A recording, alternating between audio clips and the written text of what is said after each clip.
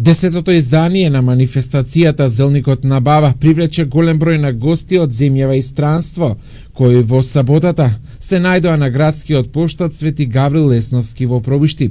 Гости од Србија, Бугарија и Кина.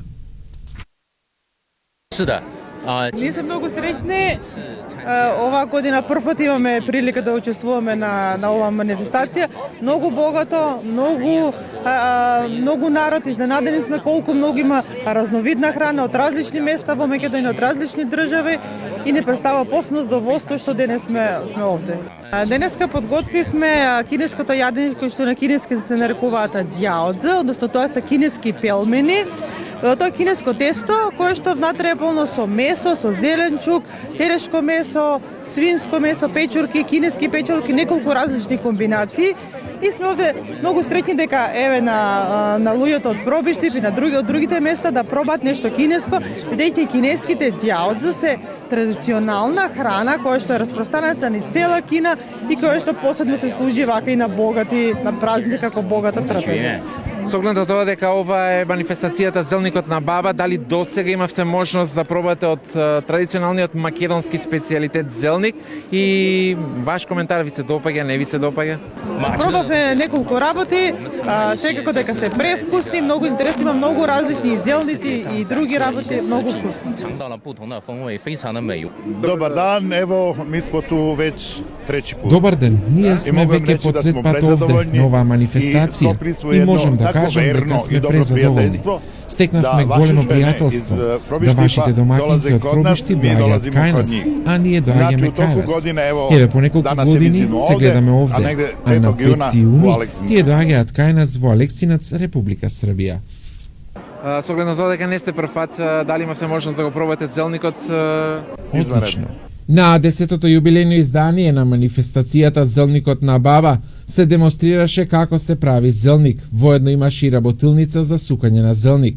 За најдобро украсена етномаса од страна на жири комисијата беше избран штандот на Сдруженијето на пензионери од Прилеп, а штандот на жените од Ратавица собра најмногу финансиски средства. Во надпреварот за брзо сукање од 7 надпреварувачки кои ги имаше од различни градови на Македонија, најбрза во сукање беше скопјанката Станојка Милковска, која за 5 минути го усука зелникот. Овие дружби што сме иселени од сите источна Македонија, од запада да се зближиме тука. Мене ми е кеф и убаво што дојде. Лани прв пат бев, сега е втор пат. Јас сум од Велешко Иванковци.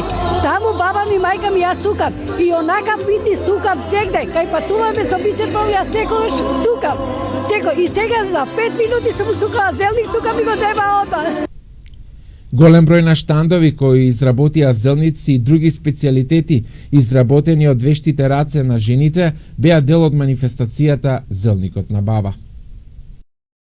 Значи имаме некаде 22 штанда на кои се нудат преубави зелници, преубави специјалитети од тесто кои што се продаваат на парче, а соберените средства ќе бидат наменети за хуманитарни цели. И јас искрено се надевам дека како што ни дојдоа драги гости, така и ќе си отидат задоволни и среќни од ова убава манифестација, а Пробишти ќе го види бенефитот од манифестацијата Зелникот на Баба.